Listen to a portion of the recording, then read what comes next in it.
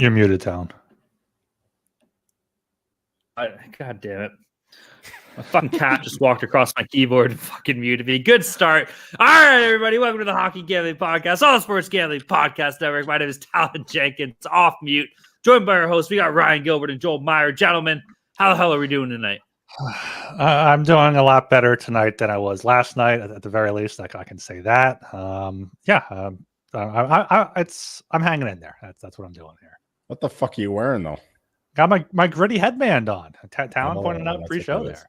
Okay, It looks. I didn't catch that part. Did you not get yours in the mail yet? I know you're a big Flyers fan. I'm still waiting for him. Yeah, I totally am now. We're all in on the Flyers. We ditched the Phillies, all in on the Flyers now.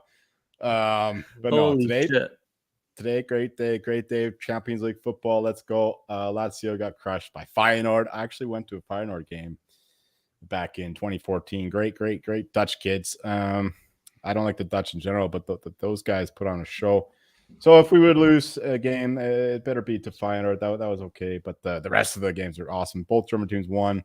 Got the Grand Salami over in the Champions League. Set me off on the right path. Did not bet the hockey game today, but as long as the Devils win, I'm in good shape. And the Hughes Bros, the more points they get, the better I get. So yeah, it's just another Wednesday for me. Did you ever go see the Whitecaps or no? Just I've seen 4 or 5 of their games. Yeah, they used to have a smaller stadium, a lot better there on is by the P&E, the Pacific Exhibition Center. A lot better there than they play now at the BC place where the Lions play. It's a cavernous atmosphere. It's terrible. It's horrible. Don't like it. I only went to one game there, but back in the day, the Whitecaps games were excellent in terms of the atmosphere and whatnot.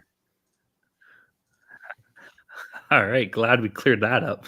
I'm doing good, bro. I just chill. I did. You're right, 100%. I just thought it was gonna be a little bit more positive, but I'm doing good. I had a fucking great day yesterday. You know, I think the only thing that really fucked me was the Oilers, but I mean, that team is. I don't even know. I'm sure we'll get into that a little bit later. Edmonton fucking stinks right now, but either way, regardless, I'm doing good. Long day at work. I'm tired as fuck. Bought some new cat toys. I've been fucking with the new cat a little bit. He's been chill. He's having a good night, which is good for all of us. And other than that, we're just relaxing, enjoying. What day is it? Today's Tuesday, Wednesday, Bro. Wednesday. I guess we're just enjoying the Wednesday then. Thanks, boys. I appreciate it. All right, let's get rock and roll here. Everybody go check out the Sports Gambling Podcast Network website. That's the place to be. Tons of stuff going on in the world of sports. We had the NHL Bukkake, or what do they call it? The Frozen Frenzy was going on yesterday. We're going to dig into that in a little bit. There was 16 games going on. Every team was in action. So that was absolutely electric. And then in typical NHL fashion, they followed up with the next day with one game between the Capitals and the Devils, which sucks. That's neither here nor there. What else we got going on? We got football, kind of an okay slate coming up this weekend, so that'll be cool in the NFL. College football is going to be absolutely fucking sick. We got, I don't know what we got. We got fucking MMA's doing its thing. We got baseball. Heartbreak for a boy in Philly there, Mr. Ryan Gilbert. The floor is yours. Tell us how you feel about the Philadelphia Phillies and getting smoked by Gabriel Marino and Lourdes Gurriel Jr. See, I know football and other now things. You know what is the verdict? Well, I was just going to say... I know the players, okay?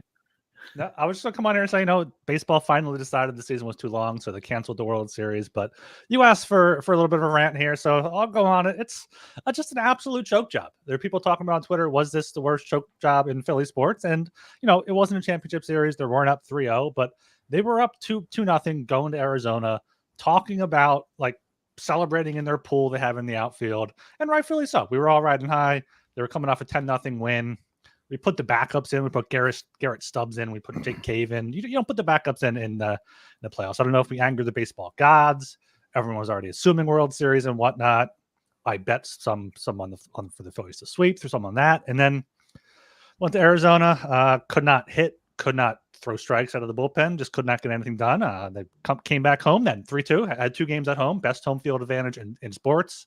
And they put up 2 complete duds. I mean, just a complete failure up and down the organization. The trade deadline, they did not do enough. They needed at least another bullpen arm. They needed a bench bat, so it didn't have to be Jake Cave or Christian Pache pinch hitting here in a crucial Game 7. Managerial decisions were kind of handcuffed by that, not having that, but also Rob Thompson was a little bit stubborn with his lineup, not changing it up. Could have made some more decisions. He was leaning into being a player's manager, which helps, but it didn't work in a crucial Game 7, crucial series after you blow a 2-0 lead.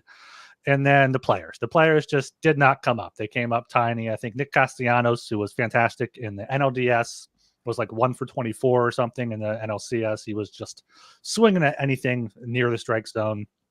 Bryce Harper, Trey Turner, the Kyle Schwarber, J.T. Realmuto, all had chances with runners on to, in a one or two run game to make their statement, have a legacy game, and they came up small. Bryce Harper took a fastball right down the middle, and then had a fly out right down the middle.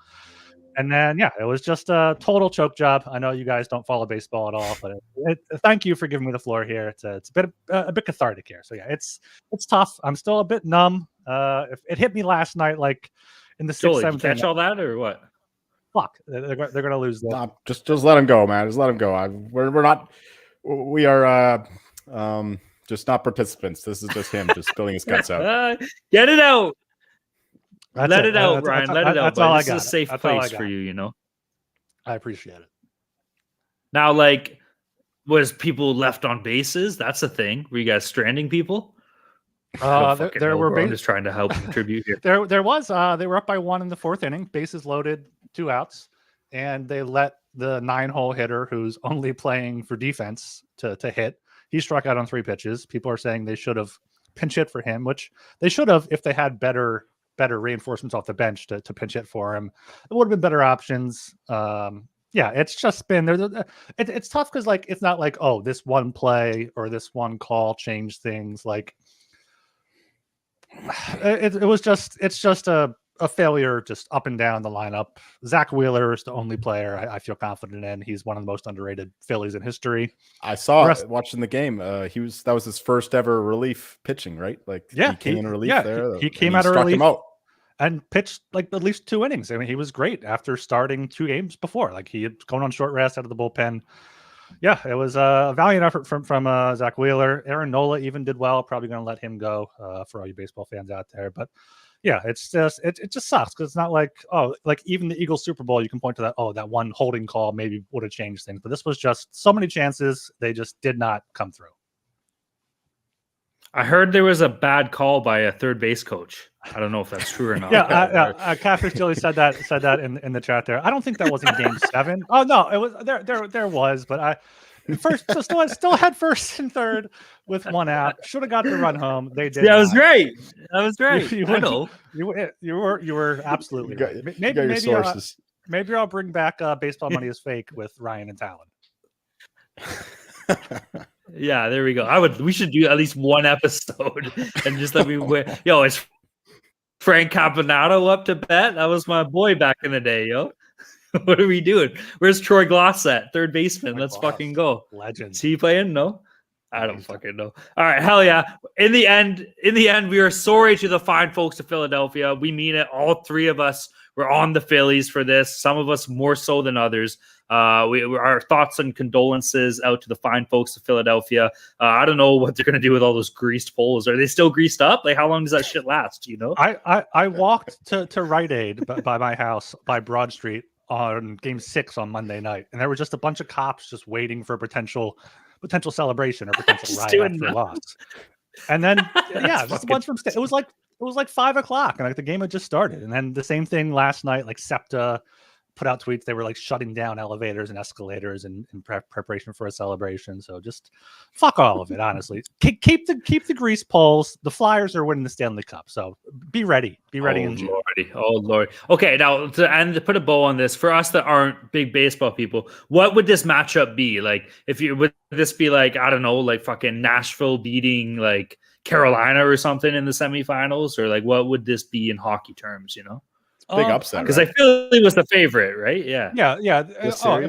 In the series, it would be kind of like the Panthers over the Bruins ish, just to give an example from last year. I mean, based on going into the series, the Phillies were not nearly as dominant as the Bruins were in the regular season. But after taking down the Braves, everyone assumed that whoever won that series would make the World Series. So just to use a recent example, it was, I mean, a wild card team doesn't really have any star players. They don't really have a Kachuk or anything. But yeah, just a scrappy team putting hits together and taking down the big dogs. They have fat. All right. Fat. Red and fat, yeah. Came out big. All right. Well, maybe if you had fucking Roberto Alomar and Joe Carter, you would have been able to win. But I mean, what do I know? So, yeah. Roberto Alomar is canceled. He did some shitty stuff. Is he canceled? I believe there were children involved. So yeah. Oh, always somebody getting canceled in baseball. Yeah, exactly. Right. How much of your team was fucking ripping needles in their ass when they're walking up to home plate? Who knows? All right, that's good, Ryan. Thank you for giving us to that. We hope you're feeling okay.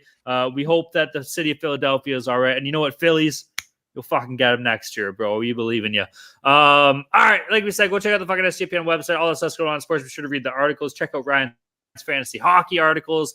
He's pumping them out. They're absolutely killing it. What else goes on there? Listen to the other shows. Everybody, all the other shows are killing it. NBA's starting. Oh my God. I walked past. There's the Raptors home opener tonight. This is what's fucked up, okay? You go, people at Raptors games, like, it's like a thing. They dress up. It's not like you're like Leafs fans. I know they have like the, what do you call it? The persona of everybody just wearing suits and shit. That's just the rich motherfuckers. When you get to the 300 levels, it's pretty gritty. You go to a Raptors game, like the hoes are in like 6-inch fucking heels, leather pants, like they're hoeing. The boards are all fucking like, I don't know what. I'm trying to be political here, like politically correct. They're all, like looking fresh and shit, like that. The only people that are wearing jerseys are the Indians or the Chinese. So, like, I guess those are the real fans of the team. I don't fucking know.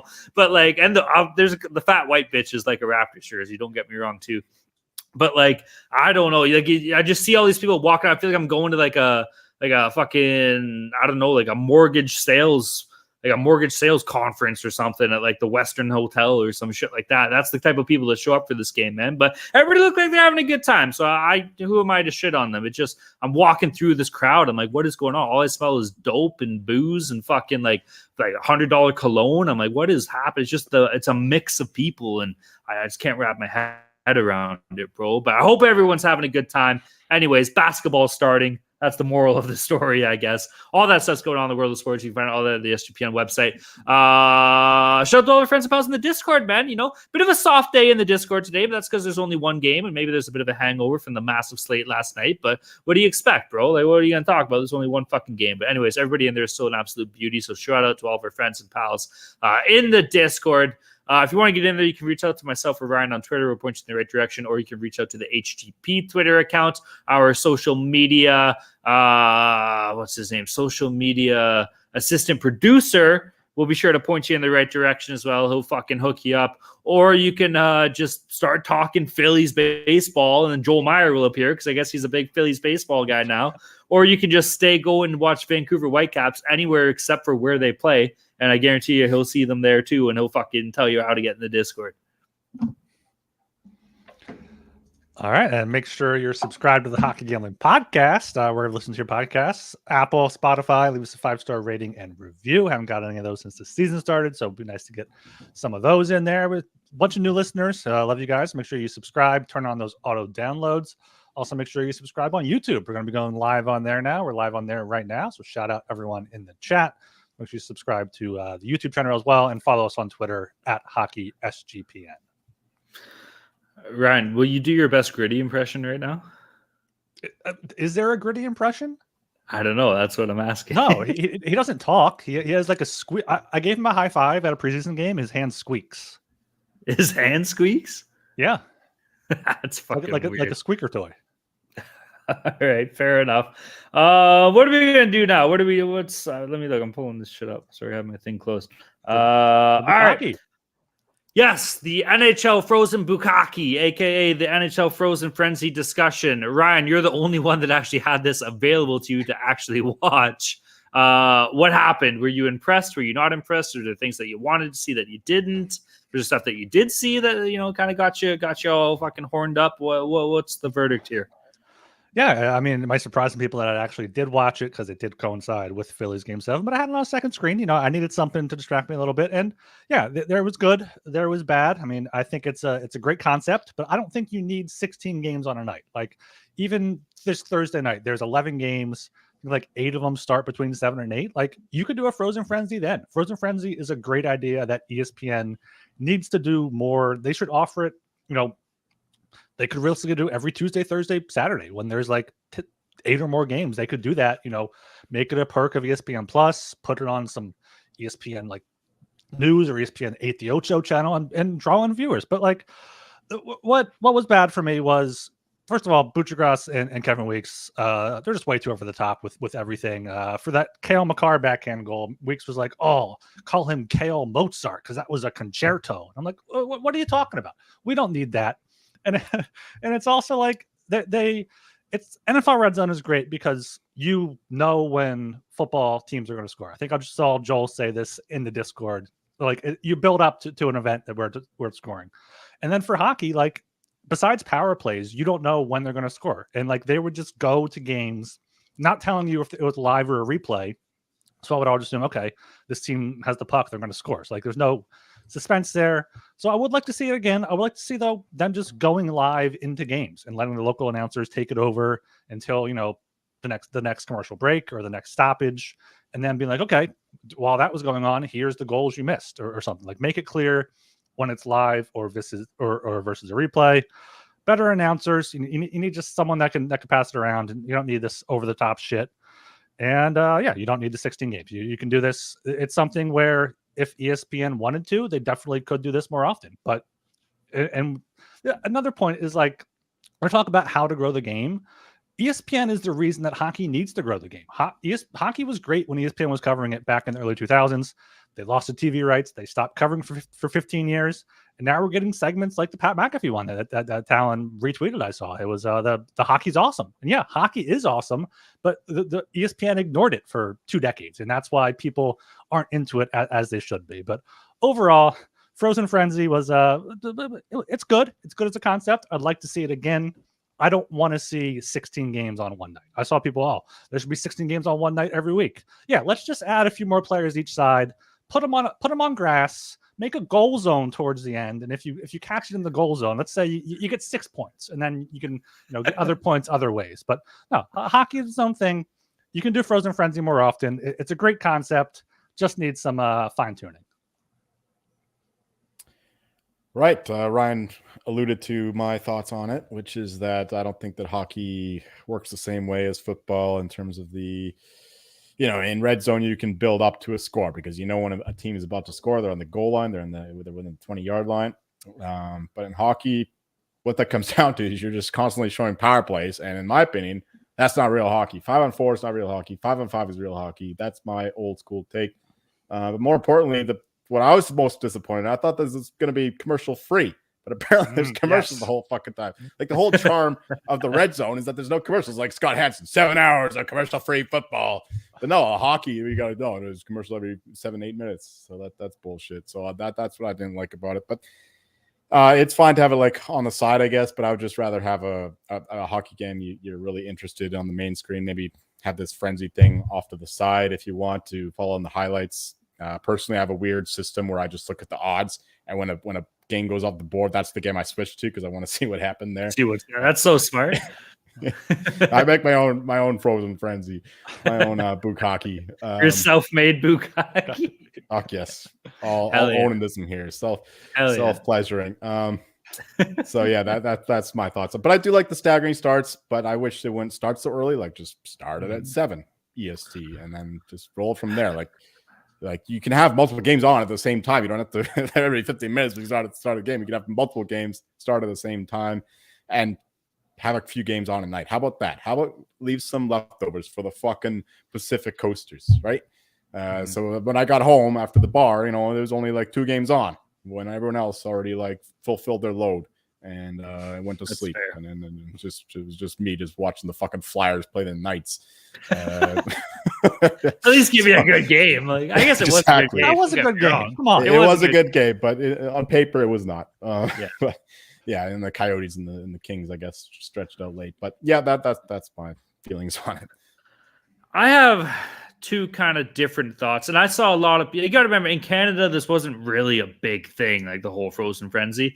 It was more so just being portrayed as hell. There's 16 games on tonight, so I got kind of two thoughts. I'm with you guys when it comes to the whole maybe the Frozen Frenzy concept of okay, we're switching from game to game on one stream doesn't necessarily work within hockey, because in football, it kind of does, because like Joel said, you got an itch. You kind of got to feel when when a team's like putting a drive together or it's a tight game or something like that. In hockey, it's so fast paced, similar to that of like basketball, where it's just the back and forth is so crazy that you can't just automatically assume that, hey, there's going to be a goal here or there's not going to be a goal here. You're guessing, you're grasping at strings. So to me, that concept on its own is flawed. And then the other side of it with the whole 16 games in one day, I'm fine with that. I think the NHL should do more of that. The problem is you can't have 16 games on a fucking Tuesday night Tuesday night. Now, let's face it. You have to do it on a weekend. And let's be honest, the NHL would never do it. They're too scared, and maybe rightfully so, to go against either college football on Saturday or the NFL on Sunday. So you're not going to see it. It wouldn't amount to viewership. I understand that. But like, the staggered starts, is it really that different? If you had fucking 9 games going at 7:00, like guess what? They start like 15 minutes early or some shit. Yeah, I understand that maybe it's different and the staggered start is an issue, but to me, it just, if you're going to do it kind of how the NFL does. Just grow some balls. You're like, okay, we're doing fucking 16 games on Saturdays. Fuck you, college football. Chances are, if you like college football, you're in America, you're not watching hockey anyways. So cater to your own fans and be like, okay, we're doing 6 games at fucking 1:00. We're going to do another 6 games at like 4, and then we'll do like another 2 games or something at 8, and then throw a couple games out for the folks in the West Coast, like Jolie said. That's just off the top of my head. Change the numbers up however you want. But like, grow a set. Stop catering to the people that aren't watching your sport, and let's cater to the ones that are, and just let it grow through that, I guess. Like, is it perfect in theory? No, maybe not, but I don't know. Like, I don't mind the idea of a 16-game schedule, but like, if you're going to do it, like, grow a fucking set of balls and do it properly, 16 is too many, like, because now we only have 1 game Monday, 1 game Wednesday. There's got to be a few more games. Teams play back to back. I'm sorry. Like, I know this isn't the NBA, bro. Like, you can play back to backs. Like, it's okay. You're doing them anyways. You're scheduling back to backs on Tuesday nights and Wednesday nights anyways. Schedule them purposely around that. If you have to do a back to back, make it be like that. I don't think there's a benefit to having every team play besides being able to market that, every team's playing, as if that's some sort of special thing. Like, just have it. And like you said, it should be on a Saturday. Make it like Saturdays in February, Saturdays in March. Yeah.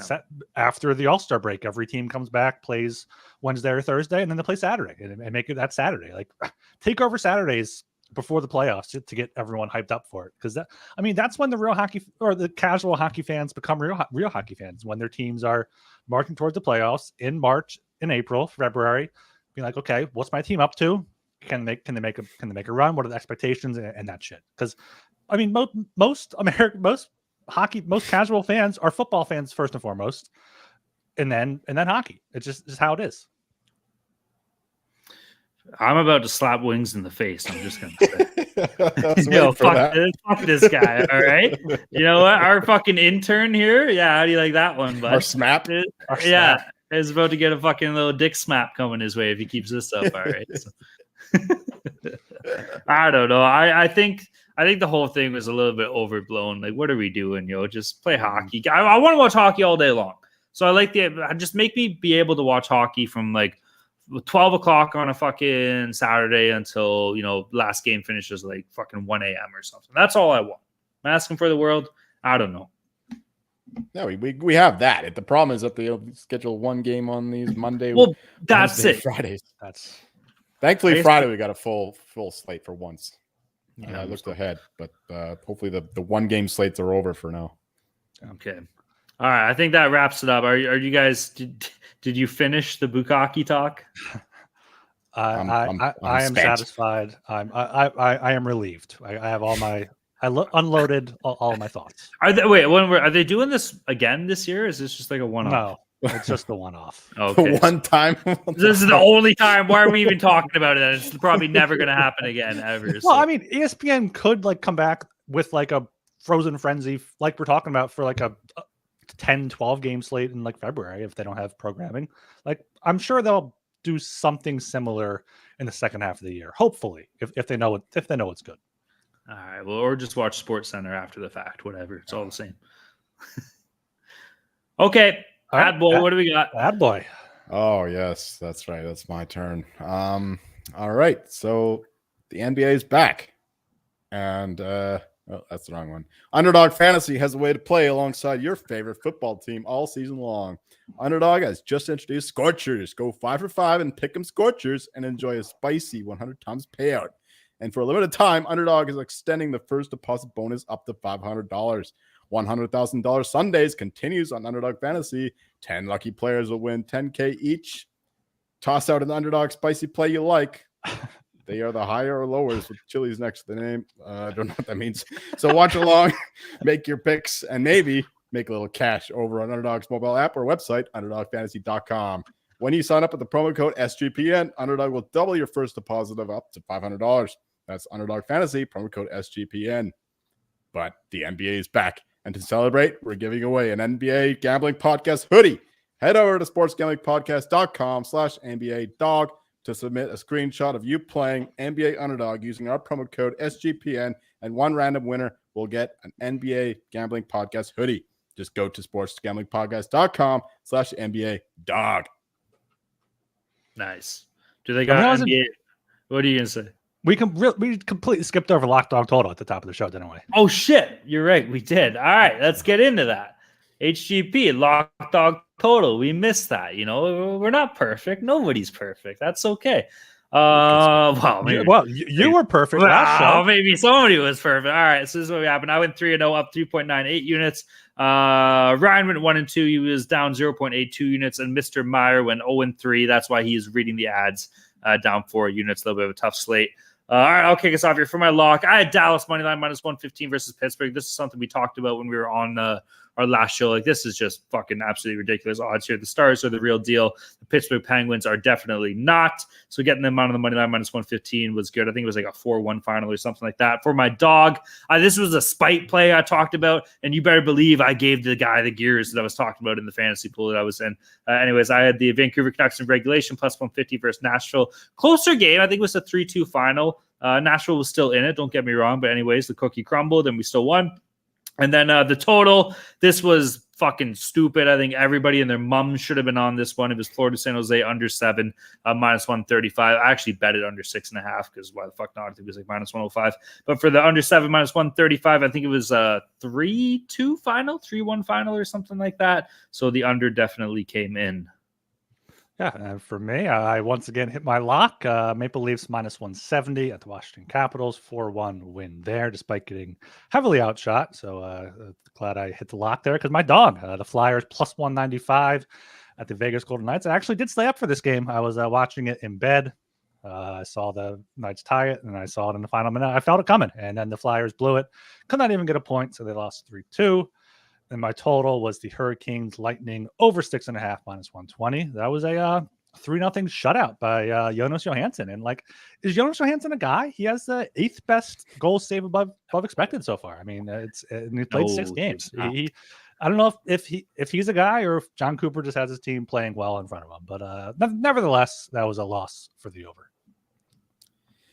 For myself, I was in a war with the Senators against the Sabres. I thought that the Senators would get it done. Massive CLV in this game, of course, because the Sabres just played against Montreal in their own building, then went up north to Ottawa, playing their backup goalie there. And the Senators, just the goaltending keeps letting him down. It was a pretty close game, all things considered. Is just the goaltending won out. But you know what? You know what I saw at the end of the game? A fucking brawl. I think I saw Thor Lebowski throw some shots at BBC. BBC might have had a couple in response. And I think I saw myself out there with Talon Jenkins. We wanted to tuck each other out. But you know what? The Sabres won this battle, but it's not the war. The war is not over. The Sens will win this war. I guarantee the Sens will finish atop the standings against the Sabres. Sens lost this game. The Sabres, they lost energy in the third period, of course, because they played the night before. The Sens came back, scored a few power play goals, but unfortunately couldn't get it done towards the end. Just bad goaltending. Bad. I won't even say it's a bad pick because if you bet something minus 155, closest minus 185, I won't take that back. My dog Coyotes plus 170. Coyotes look pretty fucking good actually for a lot of the game. Their power play looks fucking sick, man.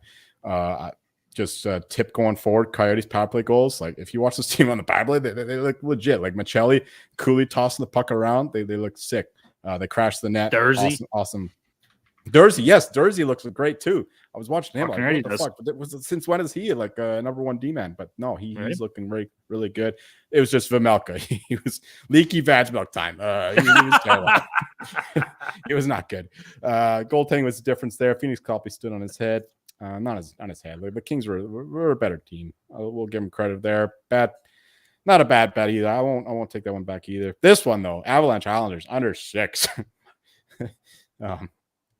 I don't know what happened to goaltending. Sorokin apparently is not playing like he was last year. He's actually one of the worst goalies in the league so far through the first 6 games he's played. Georgiev had one of his worst game of the year, and it was a 7-4 game. So, yeah, I won't take this. I will take this one back. This was a bad bet. But you can't predict these goaltenders.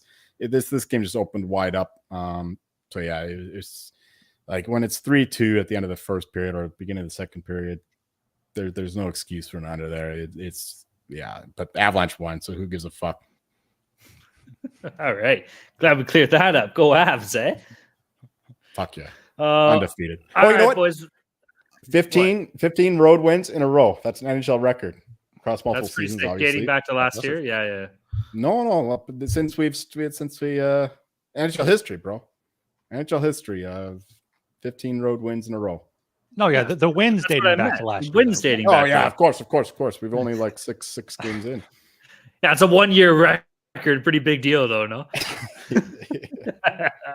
right, that is good, though. Shout out Colorado. They're a bunch of fucking studs. All right, boys, we got an 11-game slate set for Thursday, October 26th. Are we ready to rock and roll here or what? Oh, yeah. All right, let's kick it off. First game on the docket here. We got the Anaheim Ducks against the Boston Bruins. Game itself was in Boston at the Gardens. Anaheim on the money line sitting at plus 250. Boston on the money line at minus 310. Bruins on the puck line at minus 1.5 is paying off minus 118. The over-under is at 6. Over paying off minus 108. The under minus 112. I will kick us off here. I'm actually on the Bruins puck line in this game because I was making a bet with my buddy at work. I forget what he's talking about. He's like, I want to take Anaheim somehow tomorrow. And I'm like, what the fuck do you mean you want to take Anaheim? He's like, fuck the Bruins. And I'm like, okay, well, I will definitely take the Bruins then. And he's like, give me the puck line. I'm like, you got it. So that's good enough for me. Give me Boston minus 1.5 on the puck line at minus 118. And as far as over under goes here, I hate 6. I wouldn't be betting this, so I don't really have a play either way. I like that. I like the Bruins puck line play. And these two teams just played on Sunday there. In Anaheim, Boston won 3-1, so could see very much a similar outcome. So I'm bringing back my first gimmicky Gilbert parlay of the season here. I have the Bruins over 2.5 goals and the Ducks under 2.5 goals at minus 110. So I feel like that was a pretty good price to get with the puck line at minus 118. The Ducks, they've only scored more than 2.5 goals against the Blue Jackets last time out in overtime, and then earlier in the season against Carolina. And Boston has yet to allow more than 2 goals in a game. So I like that bet a lot. Right. Not a single game of the Bruins has gone over. And I mentioned last episode how Greg Cronin's got the Ducks playing like a totally different kind of defense than they were last year under what the fuck's his name? The old coach that got fired. Doesn't matter. But doesn't matter. He's gone. Was it Eakins out there? Eakins, that's right. Dallas Eakins. He's gone. But Greg Cronin's come in. He's totally reworked this defense. And yeah, they're playing totally different hockey, much more defensive. And Gibson's playing like he was a couple years ago. Bruins, of course, under team. I love the under in this game. Under 6 minus 112. It should be under 5.5. Love that for the side. It's I lean Ducks or nothing. Bruins come back after a long road trip. Ducks are a feisty team. Quack, quack. So yeah, I lean to the Ducks here at plus 250. But stronger play on the under 6. My fucking phone sucks. All right. Moving down here at the, what is it, 7 o'clock slate again. I didn't put the times in here. Okay. I'm just kind of winging it for time. These are all 7. These are all 7s? Yep. Okay. Thank you very much. Bukkake, 7:15, 7:30, 7:45. We're nice and clean. We're nice and clean up here, which is nice. Okay. 7 o'clock game. We got the San Jose Sharks against the Tampa Bay Lightning. Game itself is in Tampa Bay. San Jose on the money line sitting at plus 240. Tampa Bay on the money line at minus 298. Massive home favorites. Tampa Bay on the puck line at minus 1.5 is paying off minus 115. The over under is at 6.5. Over paid off minus 115. The under minus 105. All right, for this game here, dude, the Sharks fucking suck. Like, are we going to talk about just how bad they are? This team cannot score goals. Like I said, they're still only averaging 1.33 goals for per game. And if you look at the goaltending wise, Kaapo Kähkönen, fun name to say, Kaapo Kähkönen has a goals against average of 3.59 and a save percentage of 0.897. Save percentage isn't that terrible, but still, they fucking stink. Ryan was talking about, is Jonas Johansson the real deal? He is not, but I don't think he has to be the real deal when you're playing against the San Jose Sharks. So again, I don't necessarily love the puck line because I hate fucking betting puck lines. I don't know, like maybe a team total. Like I feel like Kucherov chomping at the bit here. I feel like Kucherov can put up fucking 2 or 3 himself in this game. So maybe like a race to 4, like Ryan always likes to do, or just like a Tampa Bay team total is the play. Regulation probably isn't paying off significant money, maybe like minus 170 or something. So I don't know about that. As far as over under goes, though, I'm leaning the under, man. Like, I know I just fucking shit on Jonas Johansson, but like the Ducks can't score. Or not the Ducks, sorry, the Sharks can't score. They're fucking terrible. So I don't know. Anytime I see a Sharks game, I'm just going under until they prove me not to do otherwise.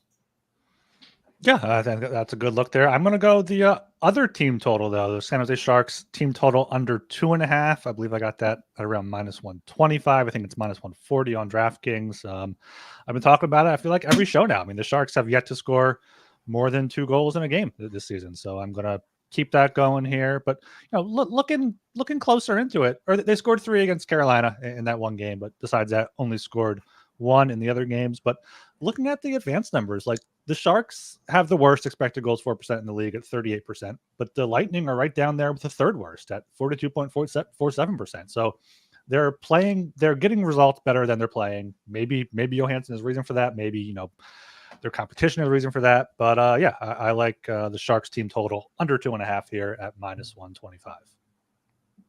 Boys, you guys are shitting all over the Sharks. But the Sharks are coming. Chomp, chomp. Look who the Sharks have played so far. The Sharks have played the Golden Knights, the Avalanche, the Hurricanes, the Bruins, the Predators, and the Panthers. They're all playoff teams. Maybe the Predators aren't, but the rest of them are clear playoff teams. And who are they playing now? And they're playing the Lightning. And you know who the Lightning played the last couple of games? The Hurricanes and the Leafs. You don't think that's a letdown spot? It's a letdown spot. They're playing the fucking Sharks. They're going to be taking it off. They're going to go swimming in the beach. They're not fearing any shark waters. There's no sharks in these waters. No. Until the Sharks come. Here come the Sharks. Let's fucking chop them up. Let's chop their fucking skinny legs and chomp their dicks up. Let's go, Sharks. Sharks are going to win this game. Plus 240 is a very good number for them. I think that they are being underrated. They're not going to lose every fucking game this season, okay? And no. Jonas Johansson is not going to put up fucking 40, 50 saves in every fucking game, okay? The Sharks are going to get their shots. They're going to get their chances, and they're going to score some goals, all right? Fuck that under 2.5 team total. Sharks are going to go score 3, 4, 5. And they're going to win this fucking game. Let's go, Sharks. Sharks are going to be swimming along with the Ducks, eh? They're going to fucking eat them too. All right. Moving on to the semifinal time slot again. We got the Colorado Avalanche against the Pittsburgh Penguins. Game itself is in Pittsburgh here. Colorado on the money line sitting at minus 142. Pittsburgh Penguins on the money line at plus 120. The over-under is at 6.5.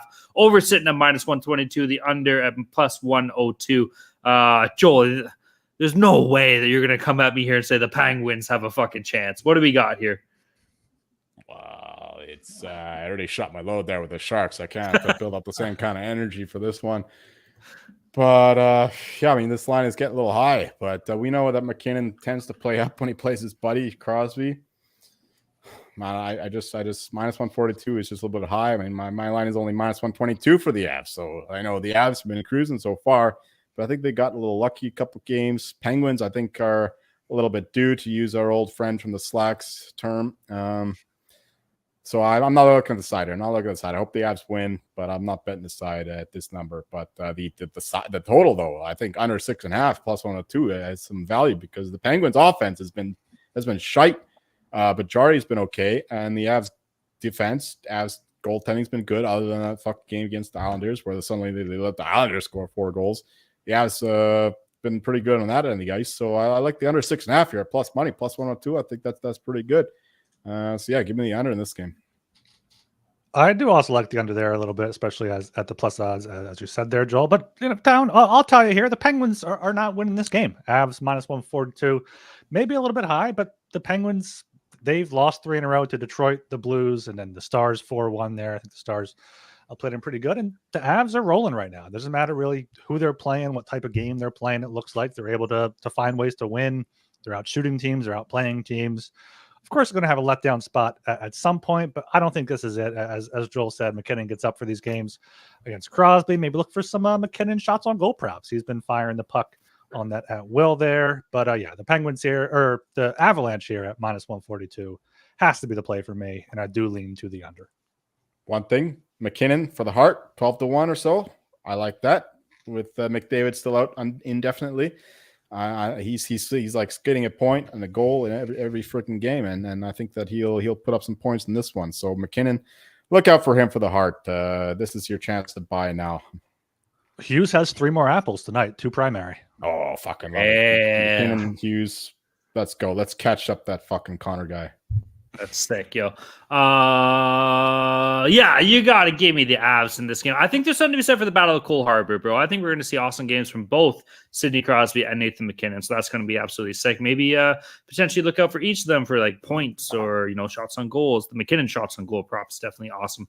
So that is very enticing to say the least. As far as the side goes, yeah, give me the fucking Avalanche, bro. There's no way here. I am very low on Pittsburgh this year. This cat's fucking retarded. I'm sorry. But I am very, very low on... Oh, I can't say that. I'm very low on Pittsburgh. Anyways, the Penguins, I don't think that they have what it takes to be like they'll be fine, but I don't know. They'll be sniffed around the playoffs. But you're coming against a team that's 6-0. You're coming off against a team that's absolutely rolling. The Penguins are on a 3-game losing streak here. They just lost to Dallas, and not even like a great loss. Let's face it, Dallas outplayed the shit out of them. Tristan Jarry has looked fine. Joel said it. He's right with that. He's looked fine. I'm not a Tristan Jarry guy by any means, though. And then on the opposite end, Georgiev's like an absolute killer, bro. So, yeah, for myself, I'm all over Colorado on this game as far as over-under goes here. Yeah, I don't mind the under, just the way that both goalies are playing. Like I said, Jarry's been fine, and then like I said, Georgiev's an absolute killer. Anytime you got a goals against average of 1.98 and a save percentage of 0.930, you're an absolute stud here, man. So the under at what was it, plus 102, I think there's value on. And then Colorado minus 142 on the money line. Georgiev for the Vezina, baby. Oh, no. There's only one Vezina bet rocking around right now. Bro. Oh, you're a fucking Waller. Joseph Woll, 75-1. I put down $20. It pays off like $1,500, and you're betting on him taking the starting job. So we'll get into that. Don't worry about that. You're forgiven as a fan. Georgiev does have the highest goal save above expected right now, 8.2. So he's playing well. What is it? What's the goal save under expected? Is that a thing? There's minus. It'll be minus. He's got the minus. The worst one is Ilya Samsonov, -5. Oh. He's been honestly though, he's been shit. I'm not gonna lie. Joseph Woll at 6.1 in fourth. I mean, he's only played 3 games, but he's up there. I mean, they've only played 6 games in total. Mm-hmm. Yeah, it's very loosey-goosey at this point. Yeah. I'm saying Joseph Woll, 75-1. At the very least, if he takes that starting job, you can get some cash out money. That's all I'm going to say, okay? All right, moving down to the 7 p.m. time slot again here. We got the Winnipeg Jets against the Detroit Red Wings. Game itself is in Motor City, baby, in Detroit. Winnipeg on the money line, sitting at minus 118. Detroit on the money line at minus 102. The over-under is at 6.5. Over paying off minus 108. The under minus 112 here. Okay. I think the hot start, the hot run that we've seen off the Detroit Red Wings is about to simmer down a little bit. They just had that a little bit devastating loss against the Seattle Kraken. I shouldn't say devastating. They battled back. I think they were down like 3-0 or 2-0 or something. Came back to tie it. Was it 3-1? Yeah. Yep.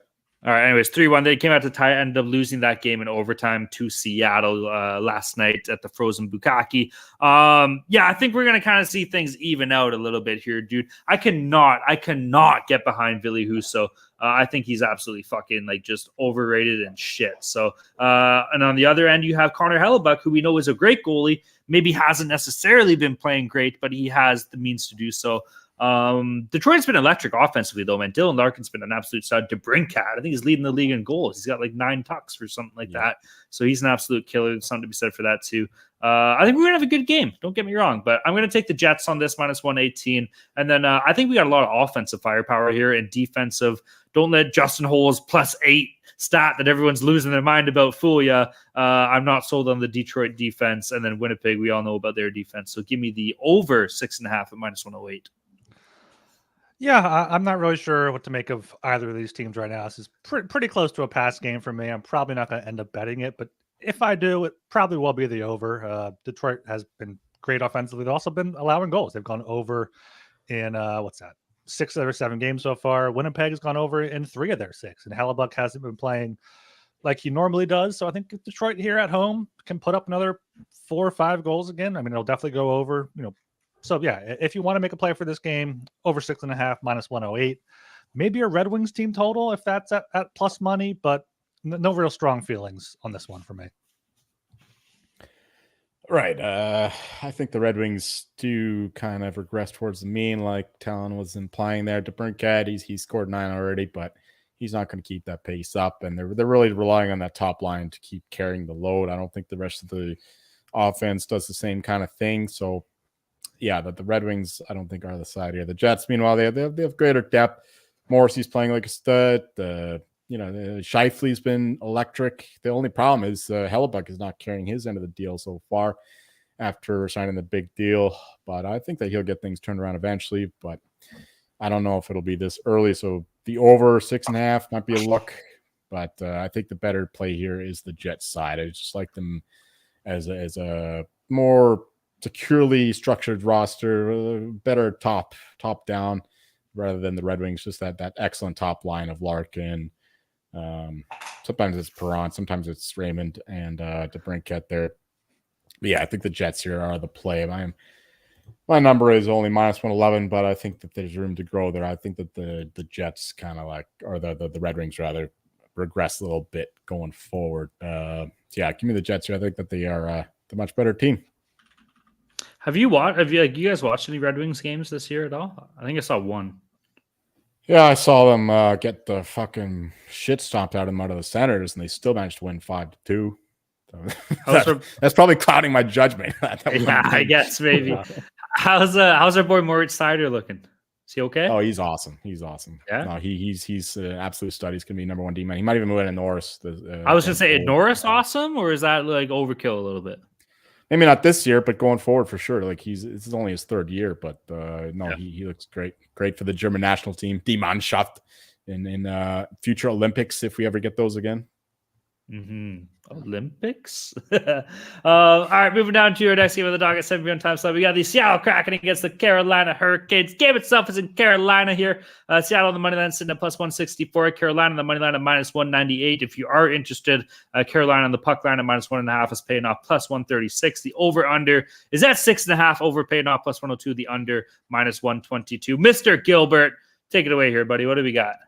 Yeah, this is two of my secondary teams here, Hurricanes and the Kraken. Of course, I have my great Seattle Kraken hat that Joel loves there, and I like the Kraken here tonight or tomorrow night at +164.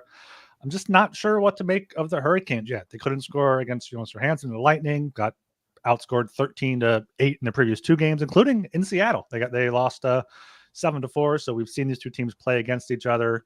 I don't think Carolina has enough figured it out yet. So I don't think they should be this big of favorites. I could not advise taking them here almost -200. So I'm going with the Kraken at +164. I think this is a much closer game than the line suggests. And for the total, if I had to take a side, I probably would go for the under. I do see a much lower scoring game than the 7-4 game in Seattle, but I do still see Seattle winning it.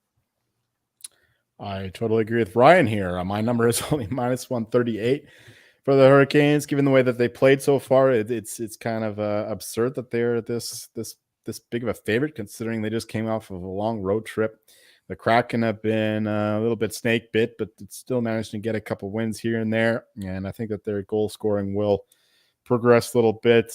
The goaltending has been fine. Meanwhile, the Hurricanes goaltending has been absolute shit. They're letting in like 5-6 goals a game, other than against the Lightning, where I don't know how they didn't score more than 3 in that one, given the way that the Hurricanes have been playing. So yeah, like I don't know what the Canes have done to deserve this high of a number. So absolutely, I totally agree that the Kraken are the side here. And that being said, I also agree with the over 6.5. The Hurricanes have been playing a little bit more free flowing hockey, a little bit more attacking, but very poor defensively. So if that's the case, then I think that there will be goals. Like this is kind of like a big brother versus little brother in terms of the analytical side and in terms of roster management and roster construction. But in this case, I think it backfires. I think that they both end up scoring goals here because they're both defenses are not playing excellent, and we're gonna get some back and forth here. Both teams very deep, and we can have goal scoring lines all the way through. First line, second line, third line, fourth line. They can all score goals. So yeah, I think we'll see goals in this game, but definitely stronger on the Kraken side here, plus 164. Mm-hmm. This is a hard game. Like I don't want to bet Seattle, but then again, like you look at that number Jolie said with Carolina, like should they be minus 200 favorites in this game? By no means whatsoever. They're 32nd in the league when it comes to goals against. They're averaging well over 4 goals against per game. They're scoring too, so don't get me wrong here. And then on Seattle's side, like they're not really scoring that many goals. Like they're only averaging 2.29 per game. That is very skewed because I think they put up 7 last time they played Carolina, like earlier in the season. So this whole game to me is just a little bit of a mess. With that being said, if I had to pick a play here, man, like there's a little bit of juice on it, but I don't hate Seattle plus 1.5 at minus 162. I think, it's a little bit of juice to play, but there's some value there. There's no reason, like you guys said, why they can't just win this game outright. Plus 164 is an option, but I don't hate the not losing by 2 for this either, especially at minus 160. I might even like put like a 2 units on that just to kind of make it a little bit worth it. I don't hate it. Carolina, like on paper, theoretically, Carolina is the better team. I don't think there's any arguing with that, but it's not always about who's the better team. It's about how are these teams playing.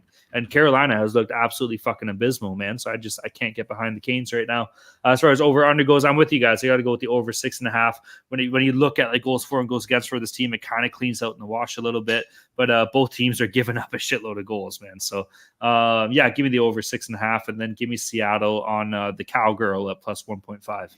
I want to point out for the Hurricanes here, Brett Pesce is going to be out at least 2 to 4 weeks. He's a key defenseman for them, so that should give them more problems to work through here. So maybe the over is definitely the play. That is pretty big.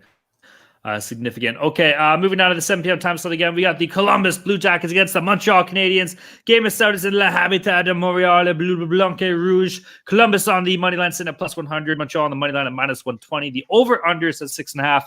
Over paying off minus 120. The under plus 100. Jolie, I'm going to toss this one your way. What do you think about our friends in the Bell Center here? What's going to go down?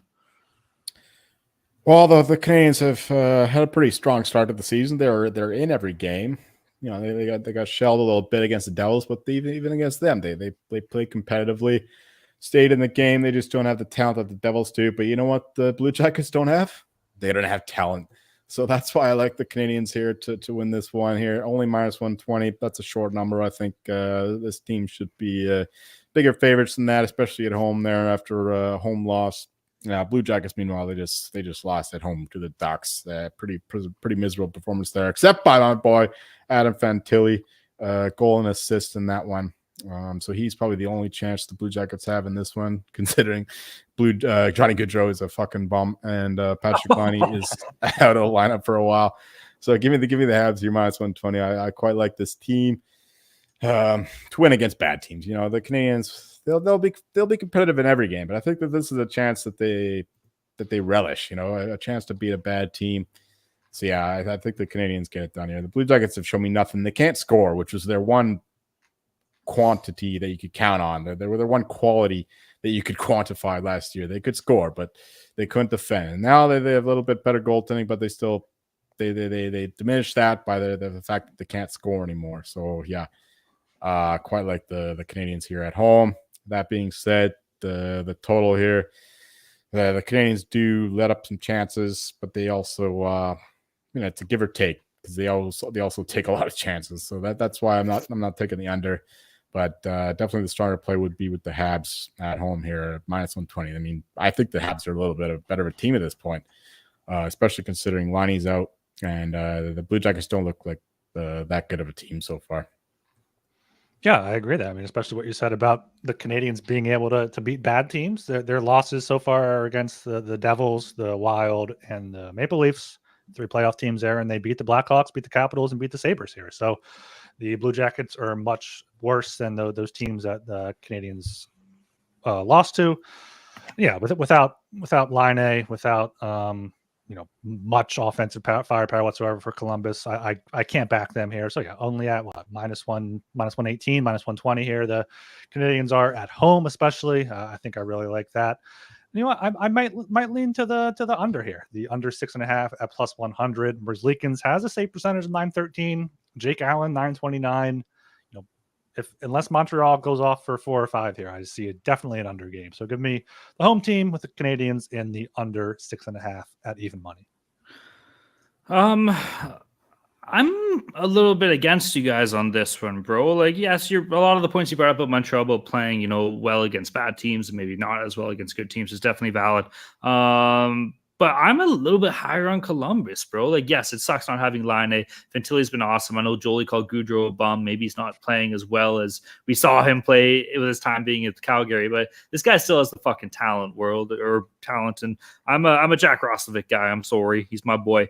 But one thing I do want to say here is we just had a noted injury to Cat's fucking up right now. Injury to David Savard. David Savard was actually a key part of the penalty kill for Montreal here. I think he's out for like 3 to 4 weeks or something with a broken hand.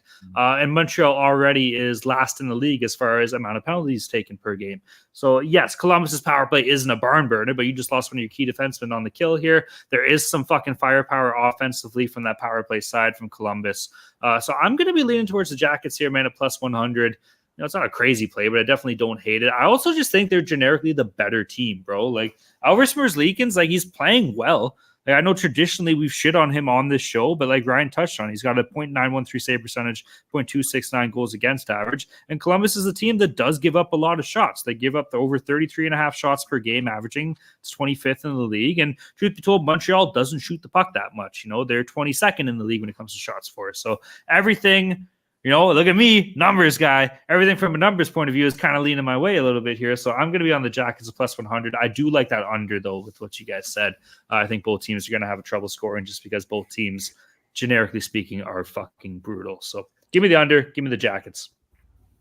Merzlikins is playing better. I will give you that. That's a bet, which is... we are sponsored by Hall of Fame Bets. Good fucking segue, buddy. Just lights out. That was just fucking, that ripped. You fucking ripped it. Let's go. Win bigger by betting smarter. This NFL season, Hall of Fame Bets, the sports betting analytics platform for parlays, player props, and game lines. Research every NFL, NBA, MLB, and soccer bet with historical stats and data. Enter any parlay idea into Hall of Fame Bet's revolutionary parlay optimizer tool to get hit rates broken down by leg, as well as an expected probability for the entire parlay. Sort all players by hit rate for any bet to learn which players are hot and which picks have value. Stop betting in the dark and join over 30,000 users researching with Hall of Fame Bets to create more intelligent, data-driven parlays. Download the Hall of Fame Bets app or visit hofbets.com and use code SGPN to get 50% off your first month today. Start researching, start winning with Hall of Fame Bets. You started from New England and then went to England there. So you were going with the Boston accent. You caught that. I couldn't do a Boston accent the whole time, so I switched to my more. That is hard to do. You're right, but I gotta be. I like Sith Joel better. Are we allowed to do that? Are we allowed to do accents? I think Why so. Not? Yeah. Why not? Who's gonna stop you? Let's go. Right. Well, I don't even know if I have a good accent. I don't know. I don't. I'm sorry. Something will come to me. Give me time. I feel like I know I do have good accents, but I just don't think I'd be allowed to do the good accents that I have. Just go full Ricky next time. Wow. Let me tell you, you have a Chinese girlfriend, you can do some pretty good fucking Asian accent. That's all I'm gonna say. But we want to continue this show, so we will not be doing that. All right, moving down to the 7:30 p.m. time slot here. We got the Minnesota Wild against the Philadelphia Flyers. Game itself is in the city with the greasiest poles in the world right now. It's in Philadelphia. Minnesota, the money line sitting at -122. Philadelphia, the money line at +102. The over-under is at 6. Over paying off -118. The under -102. Mr. Gilbert, I know this is tough for you talking about your city, but you got something to be optimistic about here. Let's go. Tell us why the Flyers are going to beat the Mild right now. I mean, there's multiple reasons there. It's the Flyers are just the better team right now. Both are 3-2-1. Expected goals 4%. The Flyers have the 6th best at 54.11%. Wild are the 6th worst at 43.89%. And yeah, the Flyers, coming back home. It's a big Flyers beer stein giveaway, so I'll likely be attending that and have a nice beer stein. I'll show off on the podcast afterward. The Soros. Can you get me one? Get me one and fucking send it my way or some shit. I might, yeah. If we're coming to a Pro Flyers podcast, I am more than willing. Yeah, and this is the first half of a back-to-back for Minnesota, so unsure which goalie they will start. But no matter what, I think Carter Hart's playing better than him. Hart's been great. He was great against the Golden Knights there until that Cotter goal was insane. Minnesota got a good win over Edmonton on Tuesday night on the frozen Bukkake there, but now going on the road, they have not been too great on the road so far, 1-1, including a loss in Toronto, I believe. And the Flyers have been good at home. They shut out the Canucks, shut down the Oilers. So I think come back home on home ice, they get it done here. Also, the Wild are 0-5 in their last 5 games playing on 1 day's rest. So just give me more confidence here in the Flyers at +102. And I would lean to the under 6 at -102 as well. Well, I have the Wild here at -127, which would imply a bet on the Wild, but I don't think that we are ready for that yet because I think the Flyers team has a lot of potential. I don't think that I've correctly adjusted for how well they played so far, which is why I've taken a lot of shots on them to win some crazy shit, like John Tortorella to win the Jack Adams at 50-1. I maxed that fucking bet out. I bet them to make the playoffs 8-1. I bet them to win the fucking Metro 125-1. I don't like what I've seen from the Rangers, Devils, or Hurricanes. So why the fuck not the Philadelphia Flyers, right? They're right in the mix. If they can keep this up, I know they do this every year. They start hot, then they kind of die down. But you know what? Maybe this is the year. They keep it rolling. Like this is only Tortorella's his 2nd year, right? So I think that he's got a chance to keep these guys going. They don't have a lot of great players, that's for sure, but he can coach these younger guys up. Tyson Forster's look good. Sean Couturier, he's back. I like him quite a bit. Cam York has looked solid too. So if these guys get it going, why not? Why can't they keep it up the whole season long? 125-1 for the Metro. Why not? This is turning into a pretty weak division. Like the Devils just lost today to the fucking Capitals, who are a joke. So yeah, I'm down with the Flyers. But for this game, I'm just gonna wait and see. I'm not gonna bet this one here. I think that the Wild are a good team too, and I think that they deserve to be a little bit higher based on my ratings. But I'm not backing them now. I'm just hoping for Flyers wins at this point now, baby. Let's go. One more note: the reason why I'm betting all these Jack Adams stuff is because the favorites are ludicrous. Lindy Ruff, Ron Bridmore, they should not be the fucking favorites. These guys are not going to fucking win the award, yet they're 8-1, 10-1. They're the favorites, but they shouldn't be. These guys 50-1 have a better chance to win than these fucking clowns. They're not clowns. They're obviously great coaches and all that, but they're not going to win the award because that's not how the award works. It's for improvement. And John Tortorella absolutely fits the template of an improvement coach. So that's why betting him at 50-1 makes a lot more fucking sense than betting Rod Bridmore at 8-1. And his shit-ass Hurricanes, where they played so far. And he just won the award a few years ago anyway. So anyway, rant over. We'll get more into award stuff as the season goes along. But for this game, no bet. Just wanted to get that off my chest. Let's go Flyers. All right. There's certain times where a city, albeit a nation, needs something to happen in the world of sports, okay? And look at – maybe this isn't the best comparison. This kind of just came to my mind.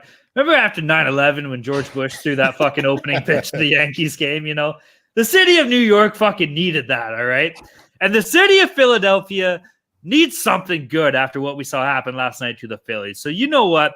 We've been pumping their tires of the entire city. So give me the Flyers. Give me them plus 102. Also, I think the Minnesota fucking stinks. Philip Gustafsson, he's a great goalie. Don't get me wrong, Gustafsson. His numbers aren't necessarily that great this year. 3.95 goals against average, a 0.897 save percentage is kind of skewed. I think he gave up 7 goals to the Leafs to start the season. So that's a bit of a kick in the pills. But we talked about it, man. That dead cap space on Minnesota has to fucking factor in eventually. And we think this is the year that it's going to do it. And Philadelphia started off hot, which they're prone to do. They've done it again over the past couple of years. But if they're starting off hot, they're playing hot against a team that's not. Give me the fucking Flyers, bro. So I'll take Philly plus 102. As far as over-under goes, I don't really have a lean I like particularly either way. Carter Hart's been good, man. 2.01 save or goals against average, 0.929 save percentage. I'll lean towards the under on this one a little bit. I don't know. I didn't really listen. Did you guys pick the under or the over? I lean to the under. Joel Okay. did not say. Okay. One more thing. Like the Flyers rate as a top 10 team so far through these first 5-6 games, and they played a tough schedule too. I mean, Right? they beat the Blue Jacks, no problem. They shut down the Oilers, shut down the Canucks. They were right in the game with the Stars, and they played their backup goalie, and they probably would have won the game if Carter Hart played that one. And I saw the game against the Knights, and they were toe-to-toe with them. It's just the Knights do their bullshit third period shit and win the game. Fucking bullshit. No, the Flyers are actually a good team. I think that's how they're ninth in terms of expected goals for, fifth in terms of expected goals against. So the Flyers, they played some tough competition, and then they're right in it. So I'm a believer. And I love to hear it. I wrote an article earlier this week for Broad Street Hockey saying why this start is different than last year. Last year they were getting caved in possession-wise. This year they're, going, like you said, going toe-to-toe or playing better than their better teams. And last year I think that they were carried by the goaltending, but this year they aren't as carried. It's more of a team effort. Yeah, they did have 3 shorthanded goals in that game against the Stars to help them out. It's okay. You got to be good to score shorthanded, man. Yeah, like true. it's not just luck, Well, you told me that Ersson was letting goals in left, right, and center, though, right? Yeah. Hart would have won if Hart was in that. There's something Ryan said too that shouldn't be underrated here. Do not underrate the value of a fucking beer stein giveaway. Like, these fans are gonna be just electric at Wells Fargo, bro. So that only helps the cause. I'm all for it, man. Let's go Flyers.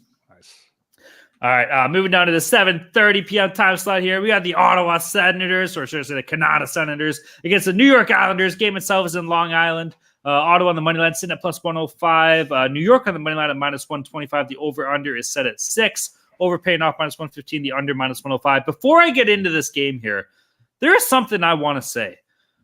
Ottawa Senators fans, you guys are fucking stupid, okay? Like this, I am so sorry. Yeah, here we go. Well, here is where we are going, okay? Because the Ottawa Senators fans are dumb. These motherfuckers are out here chanting "Fire DJ Smith." Your team is 3-3-1. Let me tell you right now, that chant alone is indicative of just how oblivious this fan base is to their fucking NHL team, okay? You guys are not making the playoffs. You have a hell of a head coach right now. Your team is 3-3-1 in the first 7 games to start the year, and you're chanting for your goddamn coach to be fired? Are you fucking nuts? I would take DJ. I'm a Sheldon Keefe guy. Give me DJ Smith over Sheldon Keefe any fucking day. Guys, you're not a playoff team. Your goaltending is suspect. It's always been suspect. I hate to break it to you, but fucking Jonas Corposello probably isn't going to be the guy to get it done. You have a good offense. Your defense is fine, but your kids are young and they're playing young. Like, you have your vets like Giroux. But anyways, this team is not a playoff team. I know you guys probably don't agree with that, but Ottawa Senators fans, when you miss playoffs this year, don't fucking come whining at me about, oh, if we had done this, we had done that, we would have been in the playoffs. Guess what? It's not happening. You're fucked. You're a wild card team at best. You're not making one of the 3 shots of the Atlantic, and chances are you aren't even the fucking next team in line to make the wild card. So get the fuck out of here. Don't chant to fire your coach. You guys fucking stink. Come to grasp with it. Okay. With that being said, give me the fucking Islanders on the money line, minus 125. Let's go in here and dick slap these pussies and show them why their team really does fucking suck. Also, over under. Give me the over, because the Islanders are going to score 7 goals on their own. Fucking losers.